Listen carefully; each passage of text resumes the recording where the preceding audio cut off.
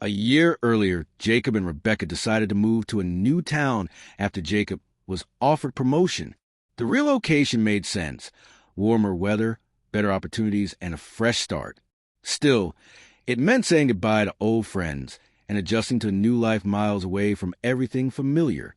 Rebecca had to re-enter the job market, but she quickly landed an office job downtown. There, she met Chloe, a longtime employee who seemed to know everything about the company. At first, Chloe was distant and hard to connect with, but over time, the two women grew close. Rebecca found Chloe intriguing. Despite the saying that it's hard to make real friends as an adult, they genuinely clicked. Chloe, 34 and single, struggled with dating.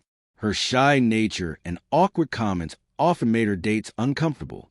She'd had a few flings she thought were serious, but the men didn't see them the same way. One evening, over dinner, Rebecca told Jacob that Chloe had been ghosted again and wanted to meet at a cafe. Jacob sighed and joked, "Are you sure she didn't mean a bar?" Rebecca replied gently that Chloe didn't drink, at least not this time. The last time, Chloe had shown up with wine and wouldn't stop complaining for hours. The next day, Rebecca went to meet Chloe, unaware that Chloe had lied. She hadn't been dumped. She was just tired of being alone and had decided to attend a speed dating event. The gathering was hosted locally, with women seated at tables in a circle while men rotated through them, speaking with each woman briefly. At the end, they would all decide who they wanted to get to know better. Rebecca had no idea what she'd walked into until she saw the setup. Shocked, she whispered, "Chloe, you dragged me to a speed dating event?" Chloe pleaded, "Please don't be mad. I couldn't come alone. I just needed support." Rebecca protested, reminding her that she was married, but Chloe begged her to just watch. Unfortunately, the organizers didn't allow spectators. When one of the women canceled last minute, Rebecca was placed at her table to avoid disruption. Reluctantly, Rebecca agreed, deciding she'd just explain to each man that she was married. Simple enough. The rounds began. Men came and went. Some were polite and backed off once they saw her wedding ring. A few immature ones made inappropriate jokes. Mostly, Rebecca sat quietly, counting the minutes. Meanwhile, she watched Chloe fumble nervously through introductions, clearly out of her element. Then came the final round. A tall, well-dressed man in his 40s sat across from Rebecca. He smiled confidently, causing her to pause. She didn't raise her hand to show her ring this time. "I noticed you the moment you walked in," he said. "And I also saw your ring, so don't worry." Rebecca flushed. "We're just chatting, right?" he added.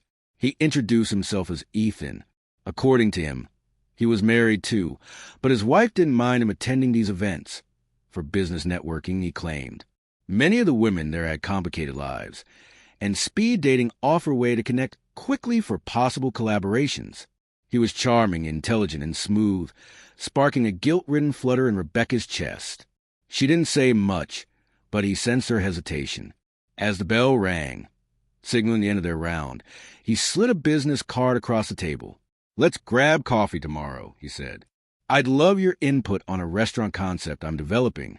Rebecca went home and told Jacob the meetup went fine, choosing to leave out the speed dating part. She didn't think it was worth the trouble, especially since nothing had happened, but the card in her purse weighed on her thoughts. In the following days, Rebecca grew withdrawn. She spent more time with Chloe after work, grabbing coffee, or wandering the city. Jacob thought it was strange, but not alarming at first. Then one day, Jacob saw Chloe walking to the park, holding hands with a man. She looked anything but heartbroken. In fact, she looked happy. That night, Jacob casually asked Rebecca how Chloe was doing. Rebecca sighed and claimed Chloe had been crying on her shoulder for hours. Jacob froze. Something didn't add up. Suspicious. He decided to check for himself the next time Rebecca said she was meeting Chloe, leaving work early.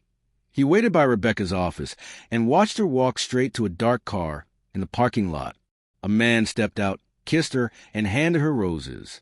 Furious, Jacob followed them in his own car as they drove through town and eventually parked at a hotel. That was the last straw. Jacob floored the gas, pulled up beside them, and stormed over. He slapped Rebecca so hard her head snapped back, then punched the man square in the jaw, sending him reeling. "You traitor," Jacob growled at Rebecca. "Give me your keys. You're not setting foot in my house again." Rebecca, trembling, handed them over. She tried to speak, but Jacob cut her off with a wave and stormed away. He noticed the man was wearing a wedding ring, too. Back home, Jacob threw Rebecca's clothes into trash bags. As he was packing, a small piece of paper fluttered to the floor, the business card Rebecca had kept. Curious, Jacob searched the company online and instantly recognized Ethan's face. Fueled by rage and clarity, he took his revenge. He contacted Ethan's wife, who had no idea what her husband had been doing. She was far from pleased. As fate would have it, she was also close friends with Rebecca's boss. Within days, Rebecca was fired from her job. She had been working unofficially, so they refused to pay her final wages. With no job and no home, she turned to Chloe, but Chloe had moved in with her new boyfriend and couldn't help. In the end, Rebecca was left with nothing. Her choices had caught up with her. The life she once had, stable, loving, secure, was gone. All she could do now was regret every decision that had led her to this point.